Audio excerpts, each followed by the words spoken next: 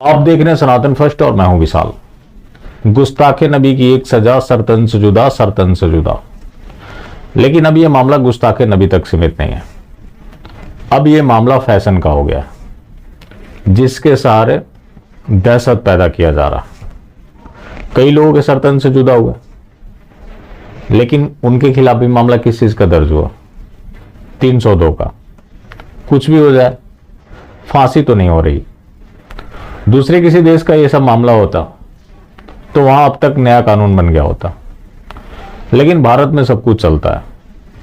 अब ताजा मामला बिजनौर का है, बिजनौर के बुद्धूपाड़ा गांव का, जहां की शशि कश्यप, जो कि आंगनबाड़ी की सेविका है। आजादी का अमृत महोत्सव आप सभी ने देखा। उनकी ड्यूटी थी कि घर घर तिरंगा बांटना था। बाल विकास कल्याण योजना के तहत वो घर घर तिरंगा बांट रही थी। तो ये धमकी उनके पति अरुण कश्यप को मिली है, जो कि खाने का कोई होटल चलाते हैं। उनके आसपास में जो चाय की दुकान थी, वहां पर्चे लिखे मिले कि तुम्हारा भी सर कलम करना पड़ेगा। अब ये सर कलम फैशन क्यों बन गया? क्योंकि डर भय तो है नहीं। अब इस मामले की जांच की जा रही है, सीसीटीवी खंगाले जा रहे हैं, क्षणिक सुरक्षा मिल गई है। ये कभी भी पॉसिबल नहीं है कि किसी आम आदमी को आजीवन सुरक्षा दी जाए, लेकिन ये खतरा हर काफिर के ऊपर है, क्योंकि वो मजहब को नहीं मानता। और ये तो आप जानते ही हैं कि जो मजहब को नहीं मानता उसे जीने का कोई अधिकार है ही नहीं। तो ऐसा नहीं है कि गुस्ताखे नबी के नाम पर ही सर कलम हो रहा है, उसके लिए काफिर होना ही सबसे बड़ी बात है। अब उसकी ड्यूटी थी कि वो तिरंगा बांटती, चूंकि वो आंगनबाड़ी की सेविका है। तो ये धमकी उनके पति को मिल रहा है, और ये धमकी आईएसआई के नाम पे मिल रहा है। तो ऐसा नहीं है कि आईएसआई को ढूंढने के लिए आपको पाकिस्तान जाने की जरूरत है। हर गांव में, हर मोहल्ले में वैसे मिल जाएंगे। सबकी सोच एक जैसी है। जितने आतंकी पकड़े जा रहे हैं, जैसे कि अभी सैफुल्लाह पकड़ा गया, उसका भी गोल है भारत को इस्लामिक देश बनाना। पीएफआई का जो डॉक्यूमेंट सामने आया, वो आप सबने देखा। तो सभी एकमात्र एजेंडे पर काम कर रहे हैं, भारत को इस्लामिक देश बनाना है। भारत को इस्लामिक देश बनाने के लिए कौन से महत्वपूर्ण कार्य करने होंगे? एक महत्वपूर्ण कार्य है जनसंख्या बढ़ाना। काफी तेजी से चल रहा है। उसकी फैक्ट्री आज इतनी फल फूल रही है कि प्रोडक्शन बढ़ गया है। वो तो हो ही रहा है। उसके अलावा क्या है? सिस्टम में लोगों को भरना, वो भी चल रहा है। अब जाने अनजाने में सरकार भी इसका हिस्सा है। अब सरकार तो भर रही है ना, बेशक ये तृप्तिकरण का नाम दे रही है, उनका वो षड्यंत्र है, लेकिन काम तो उनका हो रहा है। जिस एजेंडे के लिए वो काम कर रहे हैं, कहीं ना कहीं से वो फुलफिल हो रहा है।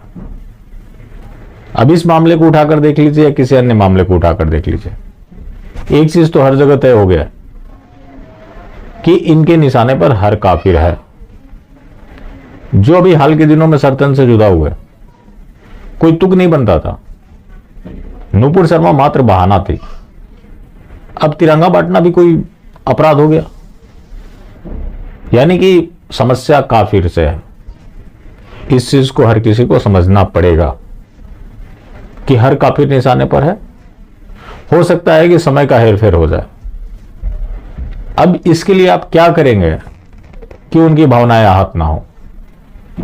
उनकी भावनाएं हर चीज से आहत हो जाती है, चूंकि सामने वाला काफिर है, और आसमानी किताब में विदित है कि किसी भी काफिर को जीने का कोई अधिकार ही नहीं है। ये एक मजहबी प्रैक्टिस बन गया है, जिसको धड़ल्ले से अंजाम दिया जा रहा है। इसके बावजूद कोई कानून बनना तो बहुत दूर की बात है। इसके ऊपर कहीं चर्चा भी नहीं हो रही है। देश की संसद है, वो जनप्रतिनिधि है। जनप्रतिनिधि जो जनता को रिप्रेजेंट करते हैं, जनता अपने लोगों में से किसी एक को चुनकर भेजती है।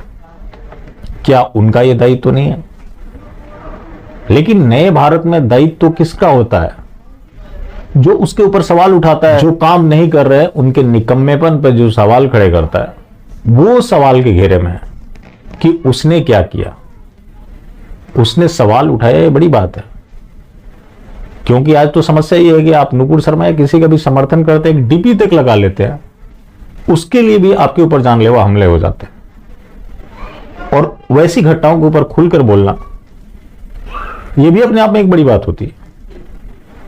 सच पूछिए तो ये काम जनप्रतिनिधियों के पास था, उनके पास अधिकार है, उनके पास पावर है, वो जो चाहे वो कर सकते हैं, सिस्टम को वो चला रहे हैं, तो ये उनकी जिम्मेवारी थी। लेकिन वो लोग तो चर्चा भी नहीं करना चाहते। पता नहीं कितने सर्तन से जुदा होंगे, उसके बाद इनकी नींद खुलेगी और शायद कोई बयान जारी करे, जो भी बहुत मुश्किल सा लगता है। अब हैरानी इस बात की है कि ये उत्तर प्रदेश में हो रहा है, जहां योगी आदित्यनाथ जैसा शासक है। तो ये चीज बताने के लिए अब काफी हो जाता है कि इनको किसी भी सरकार से कोई भय नहीं है, लगातार ये अपना प्रैक्टिस किए जा रहे हैं। बाकी जिंदा रहें तो फिर मिलेंगे, और मिलते रहेंगे तो जिंदा रहेंगे। मिलना जुलना जारी रखें, लेकिन मास्टर स्ट्रोक वादी बिल्कुल भी ना हो।